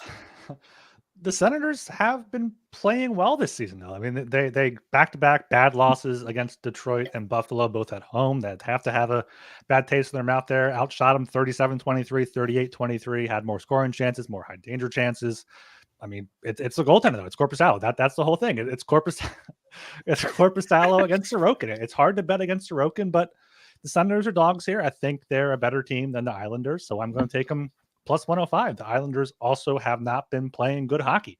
They beat the Sabres to start the season. They beat the Coyotes 1-0, and now 3 straight losses. Obviously, good teams: the Devils, the Sabres, and the Avalanche there. But yeah, I think these two teams are a lot closer, and the Senators are probably better than the Islanders are. So give me the Senators here plus 105 on Long Island. Yeah, and the Islanders beat the Coyotes after the Coyotes were on a back-to-back, partying their ass off in New York, which were the Devils were supposed to be doing there in Montreal, but that's a different story. But no, it's I like there's a funny parallel here though. Like the team that I was high on last year with the Devils, you know, who was chanting to fire their coach, the fucking Devils, fire Lindy Ruff. Now here we go again, fire DJ Smith. But they at least did. Ottawa's won games. At that point, they lost 2 games. Like, they were saying fire. Yeah, like Lindy Ruff. what are we doing? Same kind of thing. Okay, the Sens are a good team. The problem is the goaltending. You're right about that. But Korpisalo is a good goalie. Somewhere in there, there's a good goalie in him. Hopefully, we can bring it out over the course of the season. If not, we'll bring somebody else bum in, right? Like we'll put you in there, man. Like any goalie can get hot. You couldn't pay me enough money to put on that ugly fucking jersey and play in that shit fucking city. There's a new owner. There's a new owner. He's got back pockets. They don't even play in Ottawa. I'm not going to be a Canada Senator. All right. Point is, Islanders are only minus 104 for me. Sens plus 105. I got to take it. Plus, I think that Sens is just the better team. And Sorokin has not looked good at all. Like, he's not the same goal he was last year, at least early on this year. I'm sure he'll get eventually over the course of the year, but so far, not so much. I'm not going to believe it until I see it. So, yeah, I got to go with the Sens once again. They were the better team against the Red Wings. They were matched with Buffalo. They just got outshelled and early on, and then they got abandoned by their goaltending. But here, I think the Sens bounce back in this one. So give me the Sens money line. And that said, I'm not backing either goalie. So over 6 minus 115. I know the Islanders play a defensive game, but the Sens absolutely do not. Even though they have a strong defense, they're very offensively minded. So they're going to be pushing the puck forward from the defensive side of the ice, and we'll get some goals here. So give me an over in an Islanders game, and the Sens money line, of course. All right, moving down here to the 8 o'clock time slot, 8 p.m. We got the Toronto Maple Leafs against the Dallas Stars. Game itself is in Dallas. This is going to be an absolutely sick game. Toronto on the money line sitting at plus 105. The Stars on the money line at minus 125. The over-under is set at 6. Both over-under paying off minus 110 here. This is tough, dude. Like, the Stars are fucking dope, man. Like, the Stars have been winning games, like, properly. And if you look at Toronto, you know, some of the games they've won, maybe they probably shouldn't have. You know, like that Tampa Bay game, let's face it, they probably shouldn't have won that game. They didn't necessarily look too great. They couldn't score on fucking Jonas Johansson. So you're telling me that they're going to be able to fucking score on Jake Ottinger? Kills me to say it, bro. I'm kind of leaning the Stars here. Toronto hasn't been getting the depth scoring. Dallas has been good. And like one thing I want to say here, Mason Marchment scores every time he plays against the Leafs. It just happens, you know. So I'm going to be looking for a Mason Marchment anytime goal scorer or points or at least anything. One thing I will say, Joseph Woll is expected to get the start from this game. Leafs fans, let's pump the Jets a little bit here, okay? This guy's only played like 12 games, like regular season games. Let's fucking calm down on the Joseph Woll hype. He is playing well. He's been a factor in the games he's played. I'm more so talking for a long-term point of view here. Let's fucking calm our shit. As far as this game goes, though, with those two goalies in net, Joseph Woll and Jake Ottinger, keep in mind they both did represent Team America, I believe, at the World Juniors like 3 or 4 years ago, so they know each other. There's going to be a battle there, man. As a goalie, when you have goalie partners that like you're playing against, or just anytime you're with that guy, you want to prove that, yeah, fuck you, I'm better than you. Like, it's a competition, you know, internally. So, fuck yeah, I think this game's going to go under. I think you're going to see both these goalies stand on their heads. I'm also going to see, I know in the score, you can bet, like, sometimes both goalies to make over, like, 30 and a half saves or something, and it pays off, like, plus, like, fucking, like, 400 or something. I'm definitely going to be on that because there's a lot of firepower from both offensive sides. So I'll be looking out for those prop bets, and then I'm going to whisper it, give me the Stars. And then as far as over-under goes, give me the under 6 at minus 110. I do quite like the under here, under 6 minus 110. I just found under 6.5 minus 120 on MGM. So you guys Ooh. listening live, go hit that up if you like that. But I don't know why. I like the Maple Leafs here as plus 105 underdogs. Maybe it's just because it's rare to see the Maple Leafs as underdogs, and the Stars don't quite get the recognition, the respect normally that they do. But it's tough. It's tough to take Toronto here. But I think somehow they'll get the victory here. Dallas has been playing really well, coming back home here now after being up in Pittsburgh there. So Toronto was a dog, plus 105, a smaller play, but I do quite like the under 6 here, minus 110, or 6.5 if you can find it, is even better. For myself, my number is right between the two, so really no play on the side. The Leafs have been playing some good hockey lately. I know they have some slow starts. They should have, but they did give up the early goal against the Capitals, which was ruled out for goalie interference, I think it was, with that OV goal. And then they just carried the play after that. It was all Leafs there. So yeah, if they get a strong start here, I think that they can continue that. So if no really play on the side, is the Stars keep rolling. They play these tight contested games. For that reason, I think that I'm leaning towards the under, though. The Leafs the goaltending's been good, but more importantly, the defensive side of the puck has been looking a lot better lately. And the Stars, they just they don't let up goals very easily. And Talon mentioned earlier he likes Joseph Woll for the Vezina, but to somebody who will be the favorite, I predict, for the Vezina will be Jake Ottinger. Currently, he's 8-10 to 1. I think that he'll be the favorite in a few weeks. So if you want to get on that now, that now would be the time. It'll be a war between him and maybe Alexander Georgiev, hopefully. But yeah, for this game, absolutely under 6 minus 108. That's the play for me. No real strong feeling on the side. Sorry. All right, moving down here to the 9 p.m. time slot. We got the New York. I just regurgitate a little bit. When you throw up in your mouth a little bit, gnarly. Anyways, 9 p.m. time slot. We got the New York Rangers against the Edmonton Oilers. Game itself is in Edmonton, a city on fire. New York on the money line sitting at minus 125. The Oilers on the money line at plus 105. The over under is at 6.5. Over paying off minus 102. The under at minus 102 or 118 in this game. Boys, the Edmonton Oilers, man. This is I think this is to the point where you still want to be able to say, oh, it's early, but it's ugly early. There's no way around that. This team, they kind of look like shit. Honestly, that last game they played last night, I don't think Jack Campbell looked terrible, but in the end of the day, he gave up 6 fucking goals. And you can't do that, bro. You can't be giving up that many goals. This team fucking sucks. What are they averaging? They're averaging goals against right now. Fucking 4.5 goals against per game. This is absolutely insane. How are you expected to win, let alone against a team like New York? So fucking give me the New York Rangers here. Give me them on the money line. What's it paying? Minus 125. I will also take New York team total as well. I do like that if it's at 3.5 or 3.5.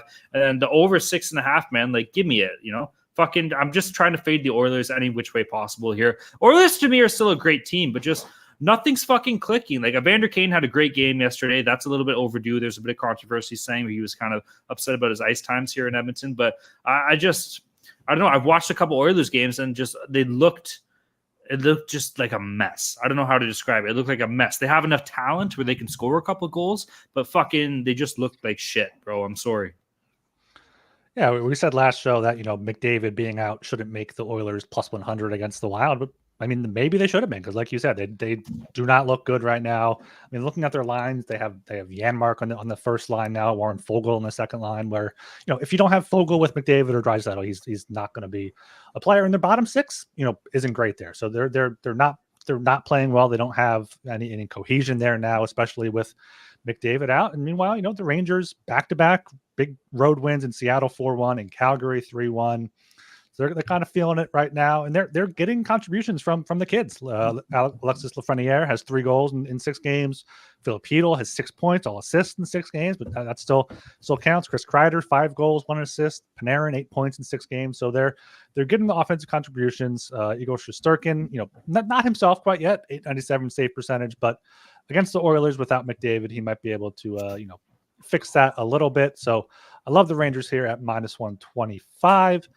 And then for a side, I don't know. I could see the Rangers just being like a 4-1, 3-1 win like it's been recently, but also Edmonton just gave up 7 to Minnesota, 4 to the Flyers. So probably a pass on the total, but a heavy bet on the Rangers -125. I fucking love the Oilers in this spot. Oilers played a great game. The Oilers played a great game against the Wild. They just got let down by some poor goaltending in the third period. They were the better team in that game. They just got a bit unlucky. And meanwhile, the Rangers were the lucky beneficiary of the Flames just continually failing to score. They were outplayed by the Flames in that game. But they just, Shesterkin made a few saves, whatever, and Markstrom didn't, and the Flames just continue to fuck things up. But coming off the back of those two results, I think that the Oilers are the play here. That +105. My line here makes Oilers the favorite, -111. Quite like the Oilers in this spot. No real play in this side. You can't really blame the goaltending either, because Jack Campbell made a bunch of terrific saves in that game. He just made a couple bad ones in the third period that decided the game. So as long as he doesn't give up those goofball goals, we'll be okay here. So give me the Oilers here, home dogs. That's fine with me. No McDavid. We're gonna go with the rest of the team to buckle up and get the fucking thing done. The Rangers, they're not going to keep rolling like this. They've got their road win in Alberta. They'll be fine with it. The Oilers, meanwhile, are in a desperate team.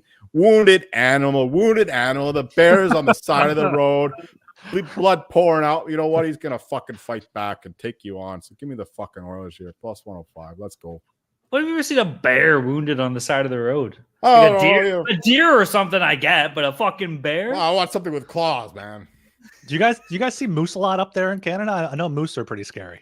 Yeah, we don't got too many moose in Toronto, bro. But I don't know. Joel goes into the woods. You go hunt them. Yeah, you go hunt them. You don't see them on the side of the road. Wait, they're not just like roaming around outside the Leafs arena? No, not really. we got a lot of deer. Like even like in Toronto, I was golfing at a Toronto golf course a couple of weeks ago. They just had a deer run across it. It's in the middle of the city. I'm like, how the fuck did it get here? But it was there. We got a lot of fox, and we got squirrels, man. We got fucking squirrels out the ass over here. It's nuts. I see coyotes trans through my road here. It was like, in the country, there's a lot of yotes. Growing up, you could always hear them fucking screaming and shit. Yeah, but even the city, I didn't expect that. Moving to the city, like there'd be coyotes running around. Like, what the fuck? This is downtown Vancouver here. They're ballsy. Where do they come from? They don't give a fuck, eh? Like those yotes they got hogs on them. I guess because nobody has guns here. That's why they come here, right? Yeah, maybe that's fair. We got skunks too. Oh yeah, we got a buddy here. Haven't named him yet, but he comes around once in a while. Ryan, what do you got? You just got gritty. We got squirrels. Squirrels are always around in the park. We got random gritties going around. We got a bunch of alley cats. Oh, we gave our Claude, our new cat, a bath today. He's so much softer now. So he's still got his claw still a little bit bloody, but he's doing much better. So he's already cleaner than Claude Giroux in real life.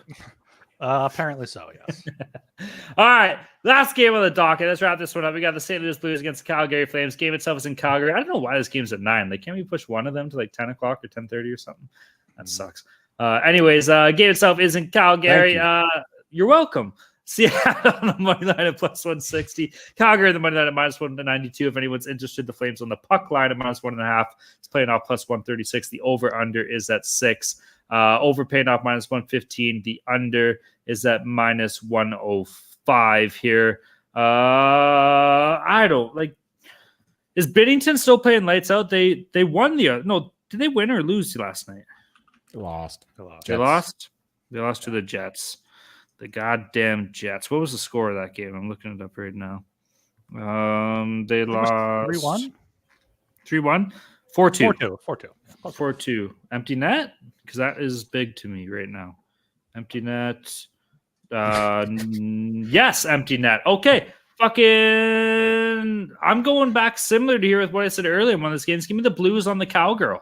+1.5 at -162 here, man. Binnington's been fucking sick, dude. I know we chirped him a lot, but this guy's numbers this year are fucking absolutely astronomical. What are they as we currently stand? Let me sneak a little peek.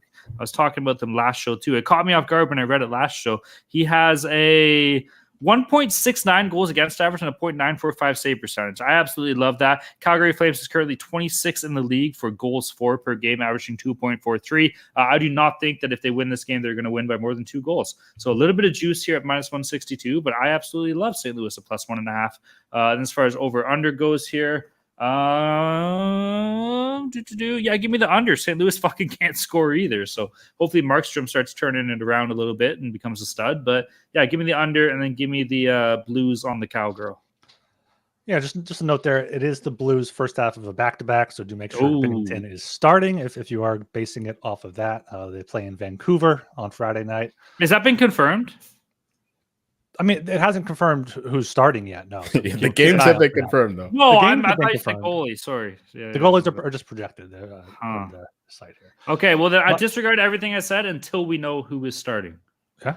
All right. I like the Flames here. Like just looking at the numbers, they have the 4th best expected goals %. But looking at the box score, looking at the actual results, they've shit the bed recently. 3 straight losses: 3-1, 6-2, 3-1. So, yeah, I lean to the Flames, but like. I haven't watched them, so I don't know how they're actually playing. Blues are 0-5 in the last 5 road games. That's not very good. So I'm leaning to Calgary, but it may be a bit too steep at -192. So maybe a puck line play or maybe just a pass for me. The line is getting a little steep, but that's the only way I'd play this. Give me the Flames here. My line is -190. It's -192, but I think that the Flames have a lot more in them than what they've shown so far. The rating is a little depressed based on recent results, but they are a better team than what they've shown so far. I gotta repeat the same mantra again until I fucking lose all my money. The Flames are a disappointing team to me, but I think that they should start getting these wins. A few more lucky bounces, man. You watch this team; they get a lot of pucks to the net. They're like the poor man's Hurricanes, right? Except the Hurricanes get some luck. The Flames get no luck at all. Any fucking deflection in their end goes in the net. Any deflection in the other end does not go in the net. It's ridiculous. It goes on and on and on. It cannot go forever. So until that happens, I'm just going to keep backing this fucking team until it burns me.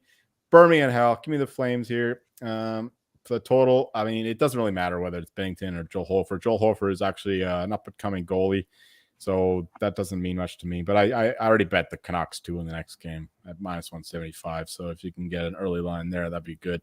But no, it's Flames here. No real side or no real feel on the total. But yeah, I'm just gonna keep riding this team, man. Like the Flames are just gonna once you ride a horse, you gotta ride it to the death. You gotta ride it up the fucking hill. Okay, if that thing breaks, you gotta go with it. All right, you gotta stick to your guns.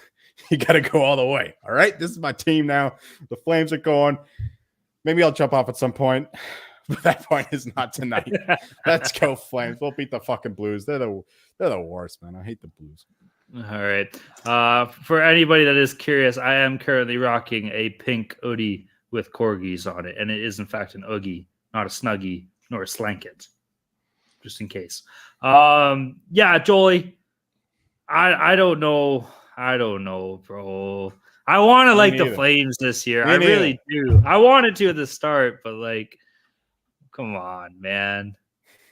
Like, okay. Who was it the other day? One of their players, I forgot. He was pretty much all but he just like fucking. Zadorov. I was just about to bring that up. He was bring that up. You can't have a hard coach. You can't have a soft coach. You can't play for a good coach. Like at some point, you gotta just sack. That's a shot at Huberdeau, is it not? Like that's a direct shot at Jonathan fucking Huberdeau. You said too many individuals playing for themselves in the Flames, so it might be, yeah. Yeah, like I don't know, man. I don't know. I like this team. I want to see this team have a success. Don't get me wrong, to all the folks out there in Calgary, but it's just been ugly. Alberta's having a tough go right now. Personally, I hate the Flames. Okay, so I'm okay with it seeing them lose. It's just betting wise, I think that they're the team to bet on. So that's why it's frustrating for me. So I hate betting on this fucking team that I hate and losing money and seeing them lose anyway. So it's ridiculous. I wish I could just bet on them to lose and be done with it, but I can't because the numbers say that I should bet them. So that's what I got to do. All right. Well, fuck it. Fuck it, Jolie. Fuck it. Let's go. We had a saying. Horse till she dies. I love that. Fucking right into the dirt. Let's give her. All right. That wraps up consensus plays. What do we got here? Fucking Gritty. I got consensus plays. Ducks Bruins under 6 at -112. Jackets Canadians under 6.5 +100. Seattle +164. I think we're all on that. I'm not sure about one of you two though. I feel like I don't They're know. I don't remember what I said. The Hurricanes. Yeah, I think I am. All right. Flyers +102. Not a bet for Joel, but he's a Flyers fan now, so we're counting it. And then 9/11 game. yeah, and then Leaf Stars under 6 -110. All right, there you go. Those are plays, right? So we got plays there. Our consensus plays last show went 6 and 5. Probably lost a unit there, so I didn't do the 1, math, 6 and 5, so 5 pushes. 6 and 5. Oh, okay. Can you imagine 5 pushes? What the fuck? How's that even happen? All right, we're gonna move to our lock dogs and totals here. We ran through our current standings already. Oh, no, we didn't actually. So in total, I am 5 and 4. I'm down 0.01 units. Ryan is in second. He's 2 and 7. He's down 5.62 units. Jolie is trailing up behind. He is 2 and 7. He is down 7.31 units. We are about to bounce back and go on a heater. All three of us collectively, because this has been probably the worst start we've had in the 3 years that we've done this show. But that's okay, because it's gonna fucking start this week, and we're gonna rock and roll. And how we're gonna rock and roll, I'm going to kick us off here, and maybe this isn't the best pick, but fuck the goddamn Islanders, or not the Islanders, the goddamn Senators. I hate the Islander fans too, actually, now that I think about it, because they're dicks to Tavares, but fuck the goddamn Senators, and fuck your goddamn shitty fans, and fuck your goddamn city you don't even fucking play in. Fuck your shitty market you got there that's not as good as the St. Lawrence market. Fuck all of you. Fuck you hating on DJ Smith. Fuck Brady Tkachuk. Fuck Jacob Chikrin. Fuck, who else do they got? They got fucking Jonas Corposello in there. Fuck Josh Norris. Fuck Shane Pinto, even though he hasn't even signed yet, I still think. Fuck everyone you got. Fuck Daniel Epperson. Fuck Danny Heatley. Fuck Zdeno Chara. Fuck Wade Redden. Like, I can go for days, bro. I can go for days. I hate Danny your city. Alfredson. I said Ophi. I put Ophi in there. Trust me, 100%. Fuck Leclerc, or whatever that goalie was you guys had. That's Lalime, Maxwell Lalime. I'm not going to continue, but I could. So give me the Allen. I like Craig Anderson. I'm a Craig Anderson. Come on. He just got retired, didn't he? I know. He signed a one-day contract, as he should. So hell yeah. Yeah, Colorado Avalanche, great. So give me the New York Islanders money line -125 for my dog here. I hate everything to do with the city of Edmonton. Fuck me. No, I'm just kidding. Give me the New York Rangers in regulation, +125 versus Edmonton here. I know Jolie's a little bit high on the Oilers in this game. I, however, am not. So give me the Regs winning in regulation at +125. And then for my total, San Jose, Tampa Bay, under 6.5, -105. We all but established that Jonas Johansson's winning the Vezina this year tonight. And the San Jose Sharks literally can't score more than 1 goal a game. So give me the under 6.5. Yeah, for me, my lock is the Colorado Avalanche -142 at the Pittsburgh Penguins. I think they're the much better team. They're going to go down at some point. I don't think here Pittsburgh, hasn't put it together yet with all their new pieces there. I went with the Leafs last show. Hopefully the Avs do the same for me and get the win. My dog is the Kraken +164 at Carolina. I think that's way too high of a price given how those two teams are playing right now. Carolina, especially without Pesci, their goaltending is not playing too well. So like the Kraken there. And then my total, I'm getting a little juicy here, but Sharks team total under 2.5 at -140. You can find it -125, -130 elsewhere, but we're going with these odds. I think it's going to hit. They haven't scored more than 2 goals in only 1 game so far. So those are my plays. For myself, we're going with the Habs, -120 at home against the Blue Jackets. Blue Jackets are shit. The Canadians have at least shown themselves to be a bit competitive. They're just a better team at home here, coming off of a loss, whatever. Blue Jackets coming up north, they'll fuck it up. My dog though, here we go. We're going against my boys here. We're going with the San Jose Sharks against the Tampa Bay Lightning. Jonas Johansson is not going to keep up this ridiculous pace, and they might even start Matt Tompkins in net for this one, given the fact that they'll underestimate the Sharks. But you're in Tampa. You should not underestimate a Shark. A Shark attack. This is Shark territory. This isn't Sweden. This ain't Sweden. There is sharks. That's right. There's sharks. There's sharks. There's sharks in the Gulf of Mexico, where the fuck Tampa is. So give me the Sharks here, +240 on the road. They're not going to lose every fucking game of the season. They're a shitty team, but the Lightning, this is a good spot for them to let it loose. Get a little break. Come on. You just lost to the Leafs. Okay. Then you come back and beat the Hurricanes. But now you got the Sharks coming. Who gives a fuck if you lose this one? This is when the Lightning players are going to enjoy the Tampa Bay strippers, historical, very legendary strip scene. But the Sharks, they're coming in strictly business. Okay, we're going to win this game for the good of the franchise. San Jose, let's go. My total though, probably my most confident one. I'm not really confident in the first two, but we're just winging it now. Ducks Bruins under 6 -112. Ducks are playing a much better defensive game. Bruins, they spell out defensive game. Just say BRUINS. That spells defensive. So yeah, there will not be 7 goals in this one. So give me the under 6 in the Ducks and Bruins. Could we clip that? Like that's got to be a shirt. Like that's the shirt right there. We'll do that. Yeah, we'll get the SMAP on it. That's unbelievable. Okay, boys. You know what? I think we're all gonna hit all 3 of our. We're not going against each other at all, are we? I don't. We are kind of. I mean, we could have a 2-1 Sharks win. Yeah, that could happen. Yeah, I guess. Yeah, I suppose. Either way, I think all of us are gonna hit our bets because you know what? We're fucking due, yo. We're fucking due, and it's going to happen. We're going to start piling in the right direction. So I absolutely love it. Good picks, boys. Good show. All right, everybody go check out the Sports Gambling Podcast Network website. That's the place to be. Tons of stuff going on in the world of sports. We're all drying off from the NHL frozen bukkake. We're thawing out and drying off, but it's okay. We're feeling good. We're getting back on the horse here. Refractory period. That's why I only had 1 game today. We had a little break. Had to recharge the fucking gears a little bit. That's all right. So we're coming at it hard, though. Fucking let's get at it. Football's doing this thing, you know.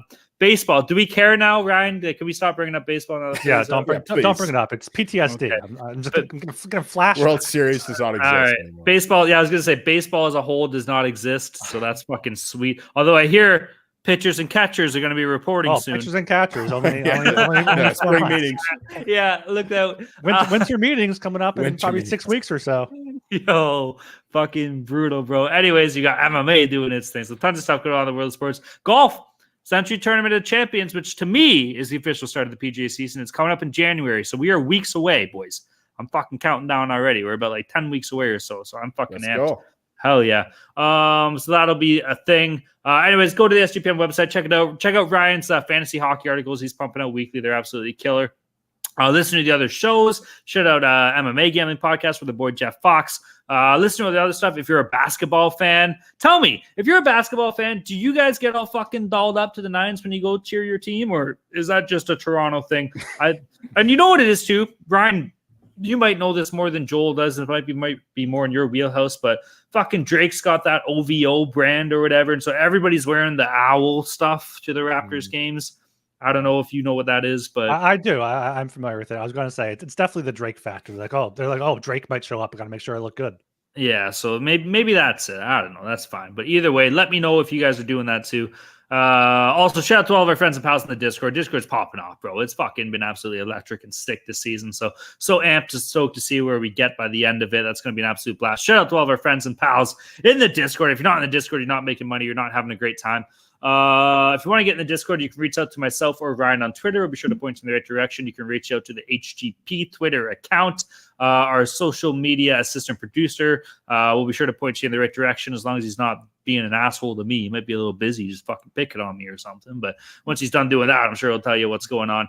Or what you can do is just fucking bet the Sharks and the Ducks, because those are fucking great things to do. And if you're doing that, there's only one other person in the world that's doing it, and that's the person you can talk to about how to get into the Discord. Fuck yeah. Let's go. Sharks, Ducks, no better combo in the world. Put it on your platter, seafood platter next time. Eat them up. I've had shark is good. I don't know if you ever had it. It's very nice. Duck is good. It's actually duck is good. Duck's great too. Fuck, dude. I gotta have penguin. That next up. Let's go. When do the Sharks play the Penguins? I don't know. Let's fucking figure that one out. But sorry, Ryan. All right. To follow us on Twitter at HockeySGPN. I've been getting some DMs about hacking in the Discord there. So don't feel bad. Reach out. I'll send you the link and get you in the Discord there. So do that. Also, leave us a 5. Whoa. How come nobody fucking DMs me? I don't know. Check your requests. I don't know. They're open. They're open. Just slide. They're slide open. In. If Slide you want in. Discord, slide into Talon's DM so he feels included. Honestly, low key, I don't know how to send you the link. So I know we say this every show. Ask Ryan. You just go to sg.pn/Discord. We'll take you there. It's a short link. And in your browser, wherever it does it, or just reach out and we'll send it to you. And yeah, subscribe. If you're a new listener and haven't left us a 5-star rating and review, please do. If you're an old listener and haven't left us a 5-star rating and review yet, fuck you. What are you waiting for? Exactly. So get those in there so I have something to read here. All right. How did this show last longer than the Bukkake episode? We had 5 more games yesterday, and then we just we had a half-hour intro due to my Phillies rant and the frozen frenzy talk. Touche. That's fair. I didn't even think about that. All right, whatever. Let's fucking wrap this one up. All right, everybody. My name is Talon Jenkins. You can find me at Talon_Jenkins94. You also find me eating a bowl of shark fin soup with some sliced duck on top, baby. Let's fucking go. I'm Ryan Gilbert. You can find me on Twitter at rgilbertsop. You can also find me contemplating life atop the Ben Franklin Bridge. Don't do it. I'm Joel Meyer, and you'll find me thanking my old man Bladder for lasting this whole episode. I thought I'd get a piss break without the ad breaks. I had to read all the ads. No piss break for me. I made it all the way through, almost 2 hours long. Thank you. You did a nice and healthy prostate, even after the Bukkake there for you. So it's impressive. Well, I'm going to leave it at that. All right, everybody. Thanks for hanging out. Peace.